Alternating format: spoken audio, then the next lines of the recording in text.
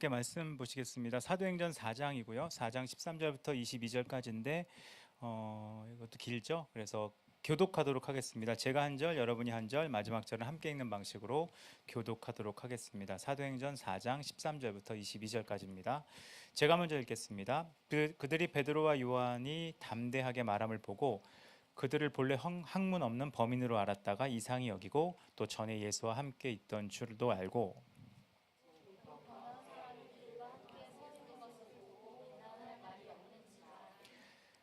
명하여 공회에서 나가라 하고 서로 의논하여 이르되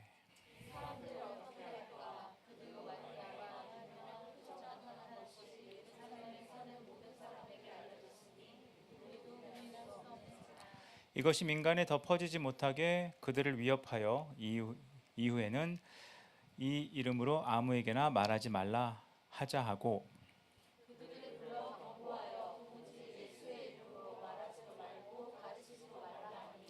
베드로와 요한이 대답하여 이르되 하나님 앞에서 너희의 말을 듣는 것이 하나님의 말씀을 듣는 것보다 옳은가 판단하라. 관리들이 백성들 때문에 그들을 어떻게 처벌할지 방법을 찾지 못하고 다시 위협하여 놓아주었으니 이는 모든 사람이 그 된 일을 보고 하나님께 영광을 돌림이라. 이 표적으로 병 나은 사람이 40여세가 되었더라. 아멘. 방금 읽은 말씀은 몇 번 언급한 적이 있는, 또 함께 나눈 적이 있는 그 베드로와 요한의 이야기입니다. 그 초대교회 때 베드로와 요한이 사내들인 공회 앞에 서 있는 장면이 이 본문의 배경이 됩니다. 사내들인 공회라고 하는 것은 아마 다 들어보셨을 텐데 이 당시에 유대인들에게 최고 그 의결기관 혹은 재판기관 혹은 종교재판소의 역할을 하는 곳이었습니다. 그래서 이 앞에 섰다는 것은 유대인 공동체 내에서 어떤 재판을 받는 일이고 이전에 예수님도 이곳에서 재판을 받으셔서 그 죽일 것을, 그러니까 예수님을 못 박을 것을 결정한, 물론 최종 결정은 빌라도가 결정을 한 것처럼 되어 있긴 하지만 실질적으로 예수님을 못 박기로 결정한 것도 이 사내들인 공회에서 그 결정을 먼저 내린 것을 성경을 통해 알 수 있습니다. 그렇기에 베드로와 요한은 이전에 예수님이 십자가에 달리시는 결정이 난 곳이 이곳이기 때문에 이곳이 어떤 곳인지 잘 알고 있었습니다. 그리고 베드로 같은 경우는 예수님이 재판받으실 때 예수님이 어떻게 되시는지 그 결과를 보기 위해 한쪽 구석에서 불을 쬐고 있었습니다. 그러다가 한 여자가 너 갈릴리 사람 아니냐? 또 어떤 사람이 너는 예수와 함께 다니던 사람 아니냐라고 했을 때 예수님을 부인한 정도가 아니라 맹세하고 저주까지 했던 것이 이 사내들인 공회 주변에서 있었던 베드로의 일이었습니다. 예수님과 함께 죽겠다고 맹세하고 얼마 되지 않아서 용기나 의지나 담대함이 사라진 채로 아주 작은 사람 한 명이 너 예수와 같이 다니던 사람 아니냐는 얘기를 했을 때 두려워서 예수님을 저주까지 하면서 부인했던 그 3번 부인한 사건이 얼마 전에 있었던 것이고 그 사건을 경험했던 곳이 이 사내들인 공회 근처였다는 겁니다. 그래서 베드로는 절대로 그 장소를 아마 잊지 못했을 것이고 그 장소라고 하는 것이 본인에게 상처, 요즘 사람들이 쉽게 말하는 상처, 그 깊은 상처로 아마 남아 있었을 거라고 생각합니다. 그런 장소에 베드로가 다시 섰습니다. 여러분 같으면 어떨 것 같습니까? 내가 열심히 따라다니던 예수님이 십자가에 달리기로 결정난 장소, 또 내가 예수님께 맹세한 것을 어기고 3번 예수님을 부인했던 장소, 자기 경험상 또 자기 기억에 또 자기가 했던 일들을 다 따져보면 상처와 두려움이 가득할 장소에 베드로가 서 있습니다. 여러분 같으면 어떻게 됐을 것 같습니까? 아마 더 큰 두려움으로 버벅대거나 두려움 때문에 떨고 있거나 아마 눈도 똑바로 못 뜨고 있는 그런 상황에 있었을지 모르겠습니다. 근데 베드로는 이곳에서 정반대의 행동을 합니다. 과거에 두려워서 숨고 도망갔던 베드로가 여기서는 완전히 다른 사람처럼 행동하고 있는 것이 본문 앞부분에 기록되어 있고 본문에도 기록되어 있습니다. 두려워서 숨고 도망가던 그 사람이 담대한 사람 그리고 용감한 사람으로 바뀌어 있습니다. 원래 성경에서 담대하다와 용감하다와 확신이 있다는 것은 거의 같은 단어로 사용됩니다. 그렇기 때문에 베드로가 담대하단 말은 용감했단 말이고 용기가 있었다는 말은 확신이 있었단 말과 같습니다. 사내들인 공회 앞에서 베드로는 큰 소리를 외치면서 얘기합니다. 그리고 하나님이 자기에게 보여주신 것, 그리고 하나님이 자신에게 확신을 주신 것을 담대하게 말하고 있는 장면을 볼 수 있습니다. 무엇이 그를 달라지게 했을까요? 요즘 세상에 담대한 사람들을 좀 보는 것 같습니다. 상식적으로 말이 안 되는 얘기를 사람들 앞에서 자신 있게 얘기하고 또 어느 이치에도 맞지 않는 말들을 전 세계적으로 리더라고 불리는 사람들이 함부로 말하는 것을 우린 쉽게 보게 됩니다. 왜 그 사람들이 그런 행동을 하게 되느냐? 그냥 자기 확신 때문이겠죠. 베드로는 그냥 자기 확신 때문에 이렇게 담대해진 것은 아닙니다. 베드로를 달라지게 만든 것은 우리가 너무나 자주 들었지만 어쩌면 잘 경험하지 못하는 사건 중에 하나인 성령의 충만하심 때문에 그렇습니다. 성령님이 우리를 거듭나게 하시고 성령님이 우리를 새롭게 하시는데 성령님이 하시는 일 중에 놀라운 일은 우리를 증인되게 하시는 겁니다. 사도행전 1장 8절을 보면 성령이 임하시면 권능을 받게 된다고 말씀이 기록되어 있습니다. 그 권능, 성령님으로 인하여 받는 권능 중에 하나가 담대함이라는 겁니다. 이 담대하다는 것은 용기가 있다는 얘기고 용기가 있다는 얘기는 다시 말씀드리지만 확신이 있다는 얘기입니다. 지금 사내들인 공회 앞에 선 상황은 이전 상황보다 더 힘든 상황이었습니다. 이전에는 예수님의 재판을 지켜보던 상황이었는데 지금은 재판의 당사자가 되어 있습니다. 옛날에 예수님이 십자가에 달린다는 판결을 들었지만 지금은 내가 그 판결을 들을 수 있는 상황입니다. 상황이 더 악화됐습니다. 보통 상황이 악화되면 담대함은 사라집니다. 요즘 사람들이 살 때 담대함이 없어지는 이유 중에 하나는 사는 게 힘들기 때문이라고 말을 합니다. 왜? 상황이 악화됐거든요. 어른들이 얘기합니다. 옛날에 이렇게 살았다. 그럼 젊은 세대들이 얘기합니다. 옛날은 그랬으니까 그렇고 지금은 상황이 더 악화되지 않았습니까? 라고 얘기하는 시대에 우린 실제로 살고 있습니다. 환경도 그렇죠. 지금 9월인데 이번 주 중에 오늘 아침 일기예보를 보니까 35도까지 올라간다는 얘기가 나와 있습니다. 상황이 계속 악화되어 있습니다. 악화되면 사람들은 담대함이 없어지고 용기도 없어지고 확신도 없어집니다. 근데 베드로는 정반대였습니다. 상황이 더 악화됐는데 용감해졌고 상황이 더 악화됐는데 담대해졌고 상황이 더 악화됐는데 확신을 갖게 되었습니다. 누구도 막을 수 없는, 누구도 말릴 수 없는 용감함과 담대함이 생겼다는 겁니다. 그 모습을 보고 사람들도 의아하게 생각했습니다. 오늘 읽었던 본문 첫 번째 절을 보면 교육을 받지 못한 평범한 사람인 줄 알았는데 이렇게 담대하게 말하는 것을 보고 놀랐다고 기록하고 있습니다. 이 담대함은 성령님이 주신 권능이라는 겁니다. 그러면 이 담대함, 용기는 무엇을 말할까요? 이걸 좀 더 자세히 설명하면 담대하다를 우리는 겁이 없다고 생각하는 건데 이 겁이 없다하고는 조금 다른 내용을 갖고 있다고 볼 수 있습니다. 이 성령이 임하시면 우리가 담대함과 용기를 갖게 되는데 여기서 말하는 담대함과 용기는 무모해진다는 뜻은 아닙니다. 담대하고 용기가 생긴다는 것은 무언가가 더 의식되고 무언가가 좀 더 보이고 무언가가 좀 더 크게 느껴진다는 걸 설명하는 말이 될 겁니다. 성령이 임하시면 일어나는 일 중 하나가 하나님이 계시다는 것을 더 의식하게 됩니다. 이 의식한다는 말이 좀 애매하면 더 애매한 말로 말씀드릴 수 있죠. 사람을 더 의식하기보다 하나님을 의식한다. 사람이 있지만 하나님을 의식하고 하나님을 보게 되는 일이 생긴다는 겁니다. 사도행전 2장보다 뒤쪽을 보시면 스데반이라고 하는 사람이 나옵니다. 사도행전 7장 55절을 보면 스데반이 성령 충만하여 하늘을 우러러 주목하여 하나님의 영광과 및 예수께서 하나님 우편에 서신 것을 보았다라고 기록되어 있습니다. 이 절만 딱 읽으면 굉장히 멋진 절이죠. 스데반이 성령 충만했습니다. 그래서 뭘 본 거죠? 하나님의 영광을 봤습니다. 그리고 뭘 또 봤죠? 예수님이 하나님 우편에 계신 것을 보게 됐습니다. 만약 이 장소가 어디냐 물어보면 사람들은 다른 대답을 할 것 같습니다. 과연 스데반이 하나님의 영광과 하나님 우편에 계신 예수님을 본 곳이 어딜까요? 라고 질문하면 어떤 사람은 이건 교회, 어떤 사람은 예배, 어떤 사람은 뭐 훈련기관, 어떤 사람은 아울리치, 어떤 사람은 기도원에서, 어떤 사람은 수련회 때 이렇게 대답을 할지 모르겠습니다. 근데 놀랍게도 스데반이 성령 충만하여 하늘을 우러러 하나님의 영광과 예수께서 하나님 우편에 서신 것을 본 장소는 순교하기 직전입니다. 상황이 최악일 때 본 겁니다. 돌로 자기를 쳐 죽이려고 할 때 그 분노에 차 있고 그들이 들고 있는 어마어마한 돌을 또 사람들이 몰려들면서 내는 소리, 또 분노의 소리, 또 분노의 숨소리 이런 것들을 들었을 때 그에게는 전혀 하나님이나 하나님 우편에 계신 예수님이 보일 수 없는 상황이었을 겁니다. 근데 놀랍게 스데반에겐 성령의 충만함이 있어서 그 주변에 있는 사람들의 위협이나 그들이 들고 있는 돌이나 그들의 분노나 그들의 상황보다 하나님이 더 크게 보였다는 겁니다. 물론 그곳에는 장로와 제사장들도 있었습니다. 예, 거기도 있었겠죠. 근데 그게 보이지 않고 하나님이 더 크게 보였다는 겁니다. 상황이 있었습니다. 근데 상황보다 하나님이 더 크게 보였다는 겁니다. 죽음의 위협이 있었습니다. 죽음의 위협보다 하나님이 더 크게 보였다는 겁니다. 그게 성령의 충만함의 특징이고 하나님이 임재하셨을 때 나타나는 일이라는 겁니다. 이미 예수님도 스데반도 그런 일을 겪으셨는데 그 겪었던 일의 공통적 특징은 성령이 충만하여 하나님이 계시다는 것을 알고 하나님을 볼 수 있었다는 겁니다. 지금 현재 베드로와 요한도 똑같은 경험을 하고 있는 겁니다. 하나님의 임재를 보고 있고 하나님의 임재를 강하게 느끼고 있습니다. 여러분의 삶도 마찬가지입니다. 예, 우리 상황은 안 좋습니다. 베드로만큼 상황이 더 안 좋아졌겠죠. 10년 전보다 상황 안 좋습니다. 20년 전보다 상황 안 좋습니다.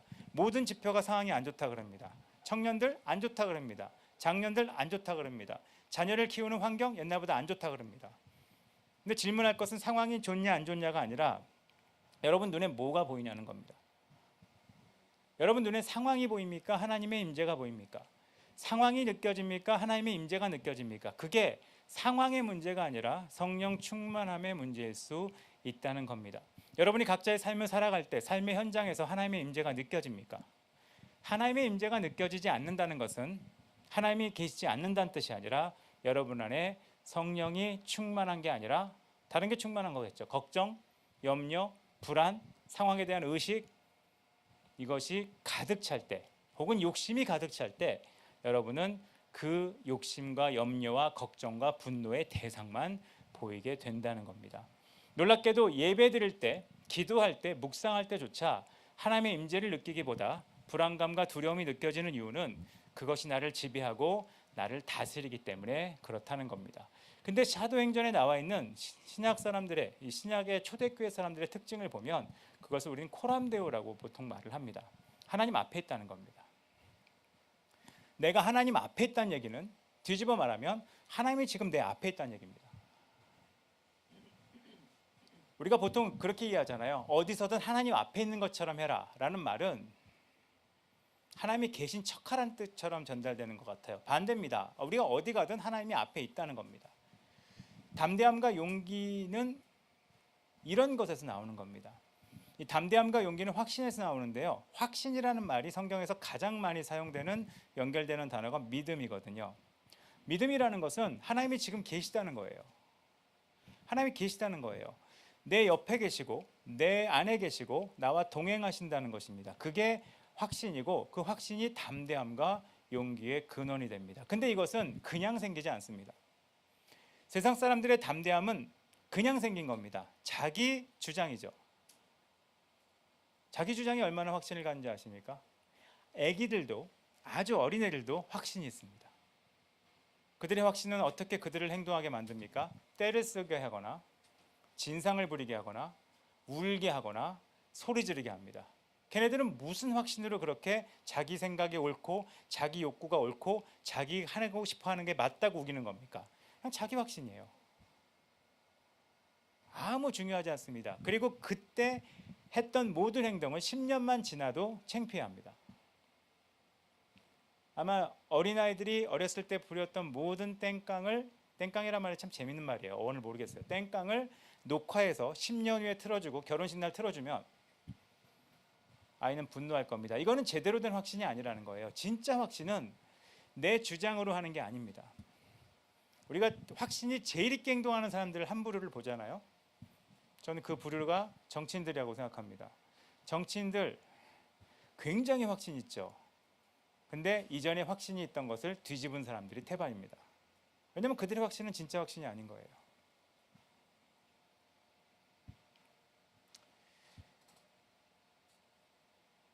근데 성령의 충만으로 주어진 것은 완전히 다른 확신이라는 겁니다. 신명기를 보셔도 물론 여호수아에게도 같은 말이 나와 있긴 하지만 신명기를 보셔도 신명기 31장 6절을 보면 너희는 강하고 담대하여 두려워하지 말라. 그들 앞에서 떨지 말라. 두려워하거나 떠는 일이 있다는 겁니다. 왜죠? 상황이 안 좋으니까. 그때 뭐라고 말씀하고 있죠? 이는 네 하나님 여호와 그가 너와 함께 가시며 결코 너를 떠나지 아니하시며 버리지 아니하실 것임이라. 그들이 담대하고 강할 수 있는 근거를 신명기에서 똑같이 얘기합니다. 하나님이 함께 하기 때문이에요. 두려워하지 않고 떨지 않게 되는 가장 큰 이유는 하나님이 함께 계시고 떠나지 아니하시며 버리지 아니하실 것을 말씀하고 있다는 겁니다. 구약에서 직접 하나님이 말씀하신 내용을 신약에서는 성령의 충만함으로 우리 가운데 말씀하고 있는 겁니다. 우리를 떠나지 않고 우리와 함께 하겠다는 말씀입니다. 그래서 아까 읽었던 4장 19절을 보면 베드로와 요한이 이렇게 말을 합니다. 하나님 앞에서 너의 말을 듣는 것과 하나님의 말씀을 듣는 것보다 너의 말을 듣는 것이 하나님의 말씀을 듣는 것보다 옳은가 판단하라. 이게 성령 충만한 사람이 모든 것에서 해야 될 말인 것 같아요. 세상 유행에 대해서 하나님 앞에서 유행을 듣는 거와 하나님 말씀을 듣는 것 중에 무엇이 옳은가 판단하라. 사람들 앞에서 하나님 앞에서 너의 욕구를 듣는 거와 하나님의 말씀을 듣는 것 중에 무엇이 옳은가 판단해라. 지금은 담대하지 못하거든요. 욕구를 말하지 못하는 시대예요. 제가 지난주 중에 그 뉴스 기사를 보면서 제일 황당했던 기사 중에 하나가, 뭐 황당한 기사가 참 많은데 그 중에 하나가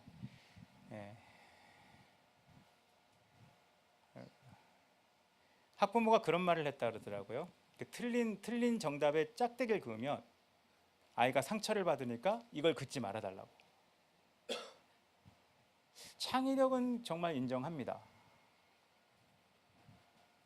뭐가 두려운 거예요, 그 사람은? 애가 틀렸다는 얘기를 들으면 마음이 상할까봐? 그래서 자존감이 내려갈까봐? 왜 자기 애를 속이죠? 틀렸잖아요. 틀린 거잖아요. 근데 짝대기를 그으면 마음이 아프대요.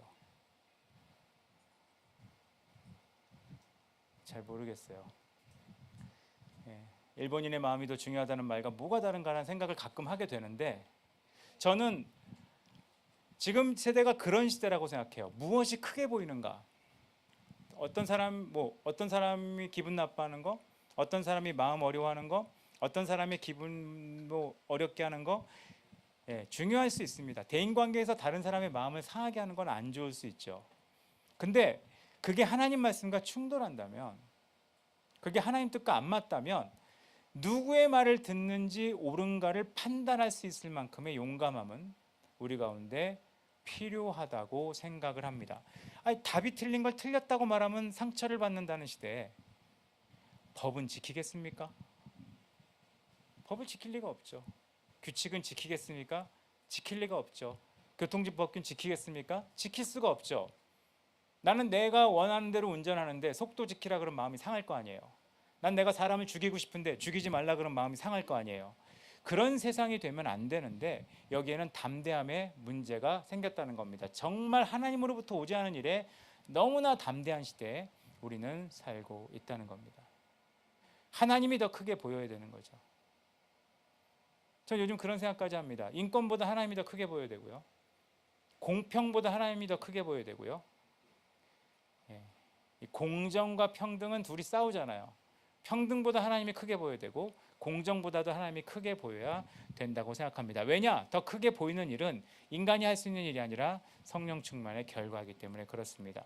멀리 계신 하나님, 혹은 옛날에 계셨던, 혹은 성경의 이야기로만 듣는 하나님이 아닌 지금도 살아서 역사하시고 나와 함께 계신 하나님과 예수님을 보게 되는 성령 충만, 그 충만이 있을 때 우리는 담대하게 살아갈 수 있게 됩니다. 성령의 충만함은 우리로 하여금 하나님을 어디에서든지 의식하고 보고 경험하게 해줍니다. 어디에서나 하나님을 의식하고 보고 경험하게 한다. 그게 증인으로서의 삶이에요. 증인은 보는 거거든요. 보는 거예요. 보는 거예요. 어디서든 보는 겁니다. 말만 그럴싸하게 하고 두려워서. 뭐가 두려우세요? 두려움이 많은 사람들은 설명이 많습니다. 설명이 많은 사람들은 이유가 많습니다. 이유가 많은 사람들은 핑계가 많습니다. 저는 베드로가 괜찮다고 여기는 장면 중에 하나가 자기가 3번 예수님을 부인한 것에 대한 설명을 예수님께 안 해요. 설명할 수 있는 상황 아니에요? 그런 상황이면 당신 같아도 부인하지 않았겠습니까? 안 무서웠겠어요? 얼마나 설득할 만한 말이 많겠습니까? 베드로는 그렇게 반응하지 않았습니다. 전에 한번 설교해 드렸지만 그냥 주님 앞에서 너는 날 사랑하냐의 질문에 절대로 아가페의 대답을 못하는 겸손을 보이잖아요. 성령의 충만이 우리로 하여금 하나님을 크게 볼 수 있게 만드는 겁니다. 보이는 곳에서 보이는 것으로 사는 게 아니라 보이지 않는 하나님을 크게 볼 수 있는 것. 아마 세상 사람들은 보이지 않는 것을 크게 중요하게 여기지 않는 시대에 살 겁니다. 그래서 거룩은 중요하지 않을 겁니다. 보이지 않는 개념이거든요. 정직 중요하지 않을 겁니다. 보이지 않는 개념이거든요. 순결 중요하지 않습니다. 보이지 않는 개념이거든요. 또 화목함 중요하지 않습니다. 보이지 않는 개념이에요. 보이지 않는 것을 보이는 것보다 더 크게 여길 수 있는 것, 그것이 하나님 안에 신앙을 경험하는 길이라고 생각합니다. 그 방법은 성령의 충만함밖에 없습니다. 감사하게 성령의 충만함은 성경에서 구하라고 되어 있기보다 받으라고 되어 있습니다. 사람들은 받지 않습니다. 왜 받지 않느냐? 성령의 충만함이 뭔지 알기 때문이죠. 성령의 충만함은 성령님의 다스리심을 받는 겁니다. 지금 사람들이 가장 싫어하는 게 다스림 받는 걸 수 있습니다. 현대인들이. 근데 재밌는 건 뭔지 아세요? 중독이 되어서 진짜 지배당합니다. 뭐 그렇잖아요. 요즘 청소년들도 어린아이들도 누가 간섭하는 거 되게 싫어합니다. 누가 나를 통제하는 거 되게 싫어합니다. 근데 휴대폰에 인터넷에 게임에 지배당하고 삽니다. 사람이 아닌 것에 지배당하고 살아요. 그래놓고 나를 맘대로 하지 말래요. 참 신비한 논리인 것 같습니다. 하나님이 우리를 통치하시고 성령님이 나를 지배하실 때 일어나는 가장 큰 일은 뭐냐? 하나님이 크게 보이게 되는 겁니다. 그게 증인의 삶이고, 그게 증인으로 살아가는 하나님만 누릴 수 있는, 하나님의 백성만이 누릴 수 있는 담대함이라고 생각을 합니다. 어쩌면 지금 세상은 담대함이 더 필요한 시대인 것 같습니다.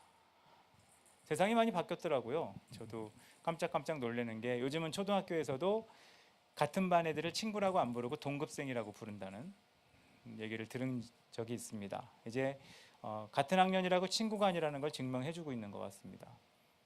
앞으로 살아갈 세상은 아이들이 친구도 없고 친구가 없죠. 그러니까 아마 혼자 떠들 겁니다.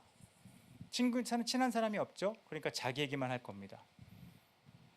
얼마나 더 깝깝하고 험한 세상에 앞으로 살아가겠습니까? 상황은 더 악화될 겁니다.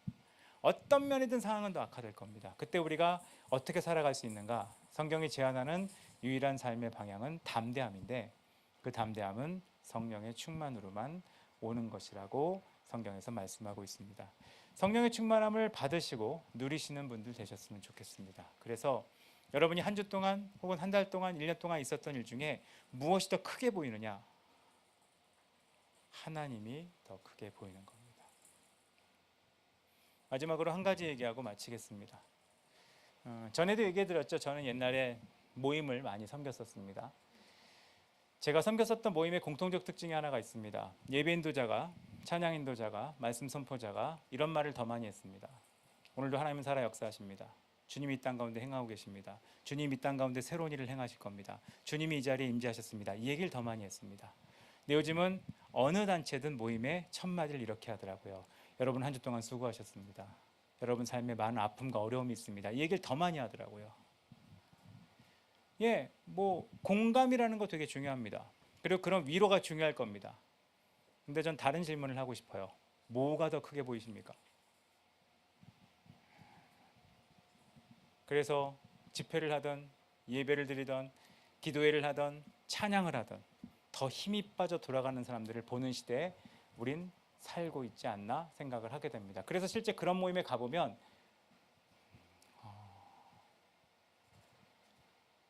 막 집에 갈 때 너무 힘들어요. 옛날에 그 느낌이 아니에요. 옛날에 담대함과 용기가 솟아오르던 느낌이 아니라,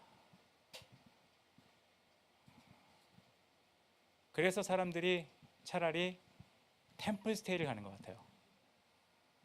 템플스테이 가면 당신의 어려움과 아픔을 압니다. 얘기 안 하잖아요. 비우라 그러지. 하나님이 더 크게 보일 수 있도록, 아니 실제 하나님이 더 크시기 때문에 하나님을 제대로 볼 수 있도록 성령 충만함을 누리시는 여러분 모두가 되셨으면 좋겠습니다. 같이 기도하겠습니다. 이 시간 잠깐 기도할 것은 간단합니다. 성령의 충만함을 구하는 거죠. 주님이 줄까 말까 망설이는 영역은 아닙니다. 구하면 이미 주시기로 되어 있는 거예요. 단 이 조건이 문제인 거죠. 주님의 다스림을 받는 거기 때문에. 다스림을 받기 싫어하는 사람들은 거절하게 되어 있는 영역일 수도 있습니다. 그럼에도 불구하고 성령님이 우리 삶을 좀 다스려 달라고, 그래서 내가 사소한 것들이 크게 보이는 게 아니라 진짜 하나님이 더 크게 보일 수 있도록, 내 안에 두려움과 떨림만 있는 게 아니라 담대함과 용기가 가득할 수 있도록 성령님이 우리를 좀 다스려 달라고 이 시간에 잠깐 기도하는 시간 갖도록 하겠습니다. 같이 기도하겠습니다.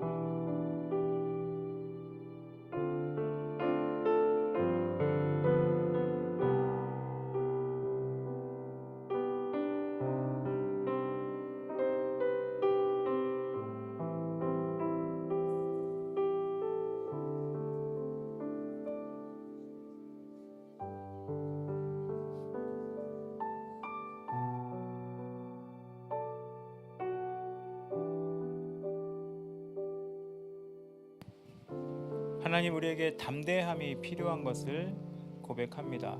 우리가 사는 세상은 이전보다 상황이 더 안 좋아지는 것 같습니다. 무엇이 옳은지 옳지 않은지도 모르겠고, 옳은 것을 주장하는 것이 맞는지도 모르겠고, 힘이 있으면 옳은 것처럼 되어버리는 세상에도 살게 됩니다. 그것 말고도 우리를 두렵게 하는 게 많이 있습니다. 아프면 병원에 못 간다는, 응급실도 못 간다는 얘기, 또 아직까지 폭염이 이런 환경, 또 전 세계적으로 오고 있는 수많은 경제적인 위기들, 이 수많은 것들이 우리가 살아갈 때 우리에게 답답함을 너무나 많이 주는 것도 사실입니다. 이때 우리는 담대하게 살아갈 용기가 필요합니다. 그 용기는 내 확신에서 나오지 못한다고 생각합니다. 왜냐? 우리가 확신을 가질 만큼 분명한 사람들도 아니고, 우리가 가지고 있는 어떤 기반들이 그렇게 단단하지 않기 때문에 더욱 그렇습니다.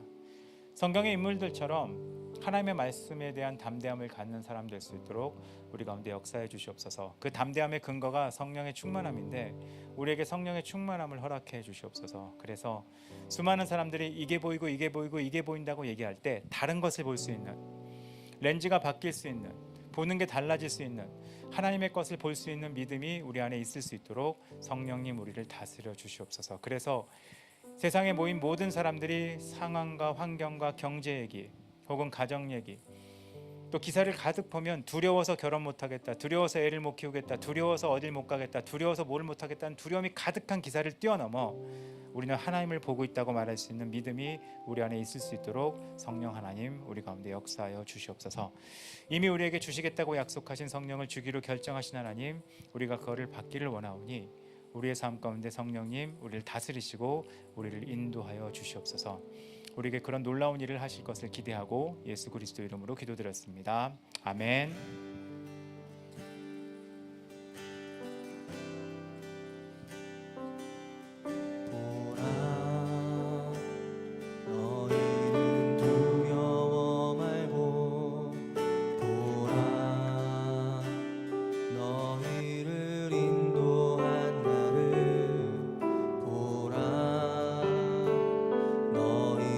지치지 말고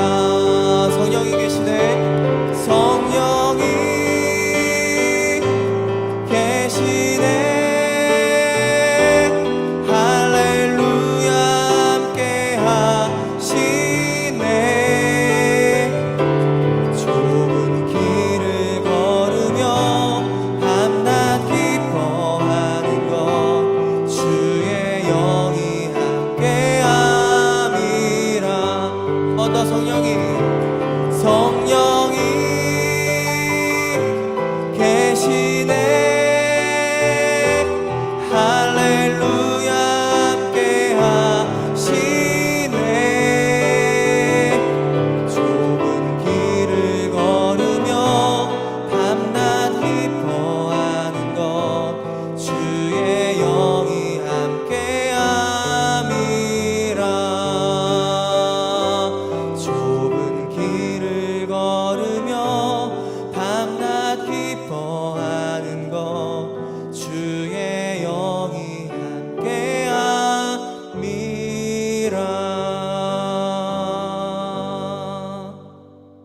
지금은 우리 주 예수 그리스도의 은혜와 아버지 하나님의 놀라우신 사랑과 성령 하나님의 교통하심이 상황과 환경이 만만치 않은 세상 가운데 살지만 도리어 용기와 확신과 담대함을 갖고 살아갈 성령님의 다스림을 통해 주님의 증인으로 살아갈 여기 있는 모든 한 명 한 명의 삶 위에 이제로부터 영까지 함께 있을지어다.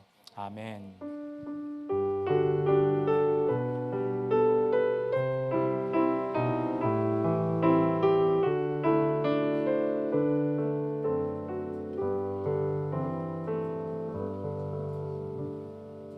예배 마쳤습니다. 특별한 광고는 없고 다음 주가 추석 연휴거든요. 다음 주가 추석 연휴인데 추석 연휴엔 폭염이 없기를 좀 바라고요. 다음 주에는 예배 말고는 다른 프로그램은 없습니다. 그래서 다음 주에는 예배 들으시면 될 것 같고요. 그 다음 주에는 정상적으로 교회 모임을 다 하도록 하겠습니다. 서로 교제하시고 이후 시간 가지시면